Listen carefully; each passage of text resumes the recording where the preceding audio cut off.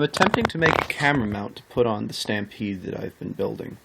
Maybe get some footage of an HVZ game, etc. And so I've decided to do it with an old 6-shot magazine and this clip from a Recon tactical light.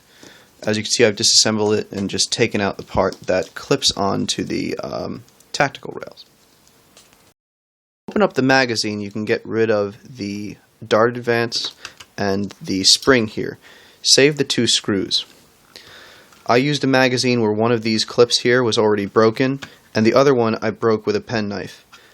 The inside itself is a bit jagged, but as you can see when we close it up, you won't be able to tell that anything's wrong with it. Now that I've opened up the magazine, you can see where I'm going to be cutting based on the Sharpie I just put on here.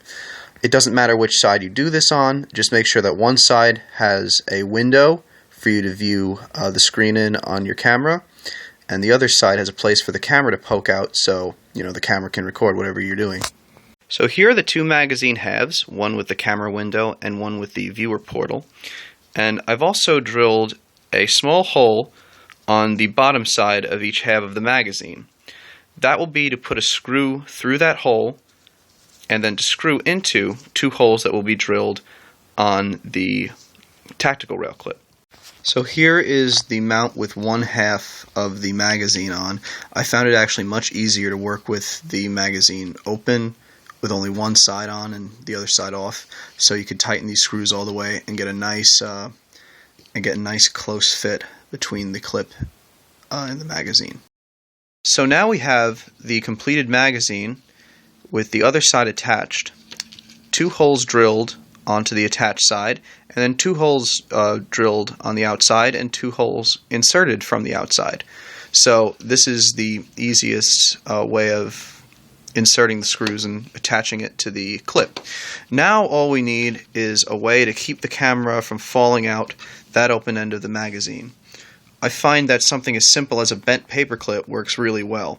I'm going to epoxy that into place, epoxy the seams together on both sides of the magazine, and we'll see how this turns out. So here's the completed camera mount with a Galaxy S2 in a case already in there. You could see that the on-off switch is visible on this side and the volume switch on this side. You can see a good portion of the screen still. I find enough to actually work the camera. And the paper clip actually does a pretty good job at holding it in.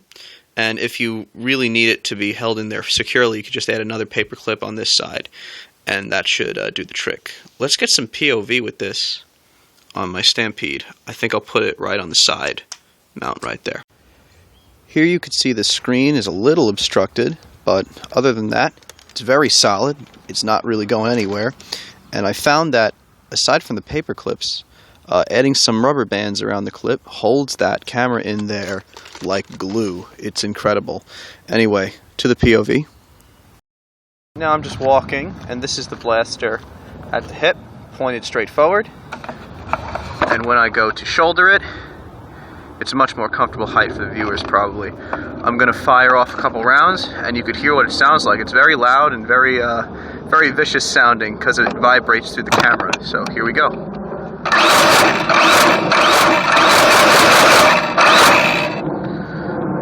And there you go. You get a nice POV shot exactly of what happened here. And just to show you, I'm going to take it off right now.